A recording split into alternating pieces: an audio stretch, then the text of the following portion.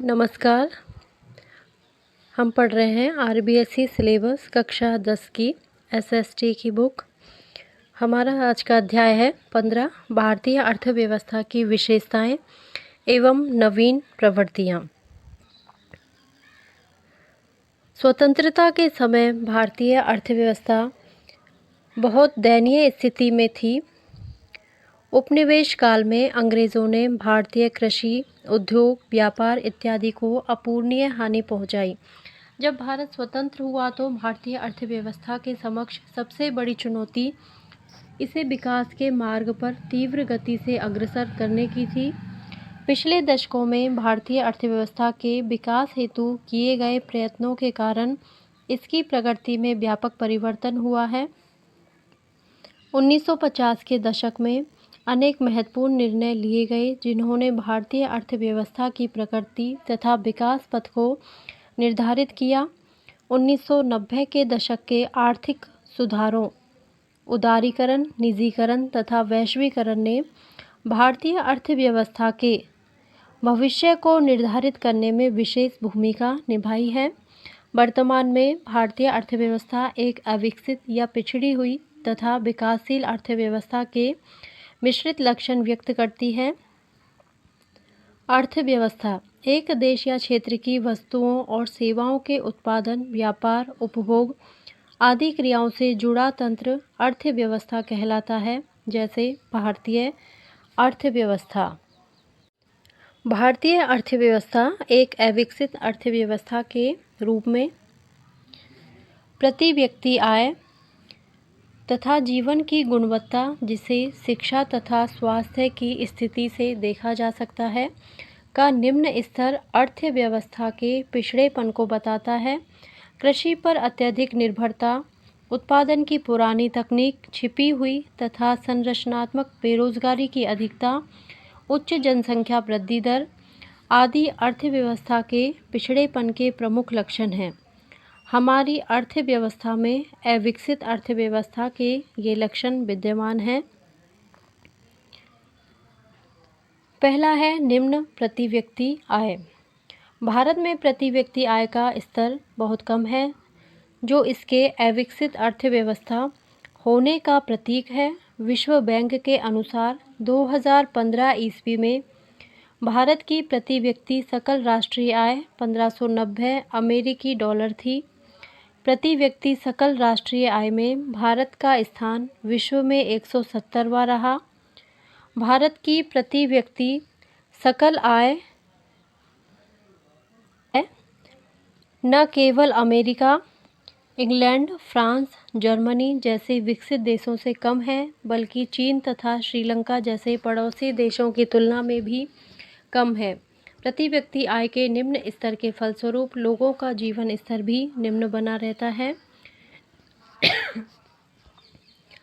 दूसरा है जीवन की निम्न गुणवत्ता। शिक्षा और स्वास्थ्य जीवन की गुणवत्ता के दो सबसे प्रभावी निर्धारक और संकेतक हैं। ये मानव कल्याण के अभिन्न अंग हैं। इनके अभाव में आय अर्थहीन हो जाती है। जब लोगों में ज्ञान प्राप्ति तथा स्वस्थ रूप से जीने की क्षमता होती है, तभी वह आय का उपयोग करने में सक्षम हो पाते हैं। भारत में शिक्षा का स्तर बहुत कमज़ोर है, जो निम्न साक्षरता दर से प्रतिबिंबित होता है। वर्ष 2011 की जनगणना के अनुसार भारत में साक्षरता दर 74.04% थी। जनसंख्या का लगभग 1/4 भाग आज भी निरक्षर है। स्वास्थ्य स्तर को जन्म के समय जीवन प्रत्याशा से मापा जा सकता है। विश्व बैंक के अनुसार भारत में वर्ष 2014 में जन्म के समय जीवन प्रत्याशा 68 वर्ष थी। यह जापान तथा चीन की तुलना में बहुत कम है। शिक्षा तथा स्वास्थ्य का निम्न स्तर भी भारतीय अर्थव्यवस्था के अविकसित स्वरूप को व्यक्त करता है।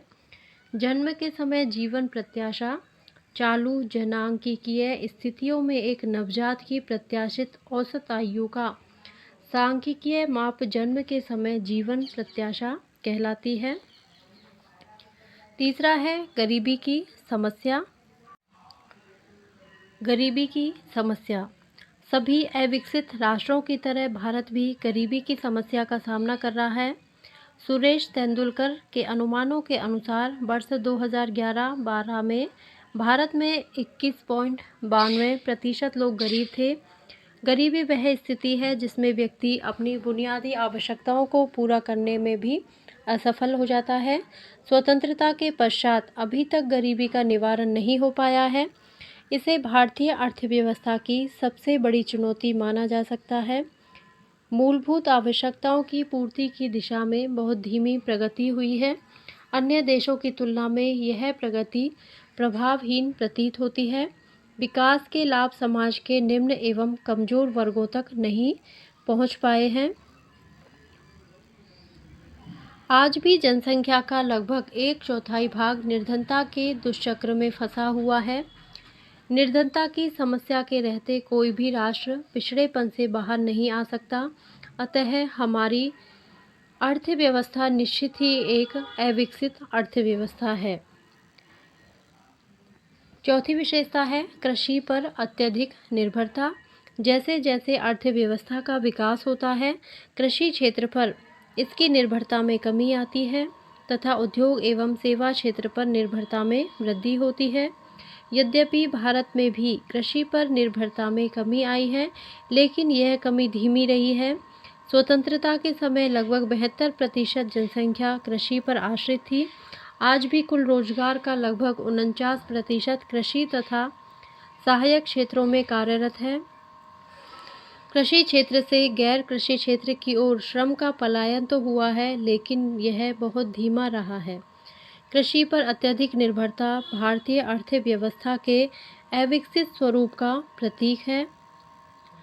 अगली विशेषता है जनांकीय कारक। अनेक जनांकीय कारक भारतीय अर्थव्यवस्था के पिछड़ेपन को व्यक्त करते हैं। भारत में जन्म दर बहुत ऊंची है। मातृ मृत्यु दर, बाल मृत्यु दर, शिशु मृत्यु दर का ऊंचा स्तर भी बना हुआ है। भारतीय जनसंख्या की वृद्धि दर बहुत अधिक है। 2001 से 2011 के दशक में भारत की जनसंख्या की वृद्धि दर 17.64% रही है। ऐसा कहा जा सकता है कि भारत में प्रतिवर्ष होने वाली जनसंख्या की वृद्धि ऑस्ट्रेलिया महाद्वीप की कुल जनसंख्या के लगभग बराबर है। भारतीय जनसंख्या का आकार बहुत बड़ा है तथा यह निरंतर तेजी से बढ़ता जा रहा है। जनांकिकी मानव जनसंख्या का वैज्ञानिक तथा सांख्यिकीय अध्ययन जनांकिकी कहलाता है। अगली विशेषता है बेरोजगारी की समस्या। बेरोजगारी की समस्या अविकसित राष्ट्रों का एक मुख्य लक्षण संरचनात्मक तथा छिपी हुई बेरोजगारी की समस्या है। इन राष्ट्रों की दोषपूर्ण संरचना के कारण तथा लगातार होते संरचनात्मक परिवर्तनों के कारण यह बेरोजगारी उत्पन्न होती है। विभिन्न क्षेत्रों में होने वाले संरचनात्मक परिवर्तनों के कारण मांग की संरचना भी परिवर्तित हो जाती है, जिससे मांग तथा पूर्ति में असंतुलन हो जाता है। भारत की कृषि पर अत्यधिक निर्भरता तथा उद्योगों एवं सेवा क्षेत्र के धीमे विकास के कारण इसे छिपी हुई बेरोजगारी का सामना करना पड़ता है। यद्यपि भारत में बेरोजगारी के सभी प्रकार पाए जाते हैं, लेकिन यहाँ संरचनात्मक तथा छिपी हुई बेरोजगारी की समस्या सर्वाधिक गंभीर है। छिपी बेरोजगारी का अर्थ है कि व्यक्ति रोजगार में लगा हुआ तो दिखाई देता है, लेकिन उसका उत्पादन में योगदान बहुत ही कम होता है, अर्थात लगभग शून्य होता है। भारत में एक कृषक परिवार के सभी सदस्य घरेलू कृषि कार्य में लगे हुए होते हैं, लेकिन उनमें अनेक सदस्यों का योगदान लगभग शून्य रहता है। छिपी बेरोजगारी का सही अनुमान लगाना अत्यधिक कठिन है। पिछड़ी हुई तकनीक अर्थव्यवस्थाओं के पिछड़ेपन का एक बड़ा कारण उत्पादन की तकनीक का पिछड़ा हुआ होना है। आधुनिक तकनीक के अभाव में उत्पादकता का निम्न स्तर बना रहता है। लंबे समय तक यह माना जाता है कि प्राकृतिक संसाधनों की उपलब्धता ही विकास का सबसे प्रभावशाली कारक है, लेकिन जापान के तीव्र विकास ने तकनीकी के योगदान को सिद्ध कर दिया है। भारत में धीमे आर्थिक विकास का एक कारण नवीन तकनीक का अभाव है। तकनीक विकास हेतु भारत में बहुत कम खर्च किया जाता है। शोध और अनुसंधान को वांछित महत्व नहीं मिल पाने के कारण आज भी भारत तकनीकी दृष्टि से अविकसित है। अन्य विशेषताएं, युक्त विशेषताओं के अतिरिक्त निम्न मानव विकास, व्यापक असमानताएं, कमजोर आधार संरचना आदि भी भारतीय अर्थव्यवस्था के अविकसित रूप को व्यक्त करते हैं। संयुक्त राष्ट्र विकास कार्यक्रम द्वारा तैयार किए गए मानव विकास सूचकांक में वर्ष 2015 की रिपोर्ट में भारत का स्थान 130वां रहा। इस संबंध में हम मध्यम मानव विकास सूचकांक वाले देशों में सम्मिलित हैं। अपने पड़ोसी देशों चीन, जिसका स्थान 90वां, तथा श्रीलंका 73वां स्थान से हम बहुत पीछे हैं। भारत में विद्यमान आर्थिक तथा गैर आर्थिक विषमताएं भी चिंतनीय है। यहाँ आय तथा धन का वितरण भी बहुत अधिक असमानतापूर्ण है तथा सामाजिक संरचना में अनेक असमानताएं व्याप्त हैं। भारत में लिंग के आधार पर भी भारी असमानताएं और शिक्षा तथा स्वास्थ्य सेवाओं की उपलब्धता में भारी विषमताएं हैं। भारत की आधार संरचना भी बहुत कमज़ोर है, जिसके कारण भारतीय अर्थव्यवस्था निम्न उत्पादकता, ऊंची उत्पादन लागतों तथा उत्पादन में धीमी वृद्धि का शिकार रही है। स्पष्ट है कि भारतीय अर्थव्यवस्था का एक अविकसित अर्थव्यवस्था है। आधार संरचना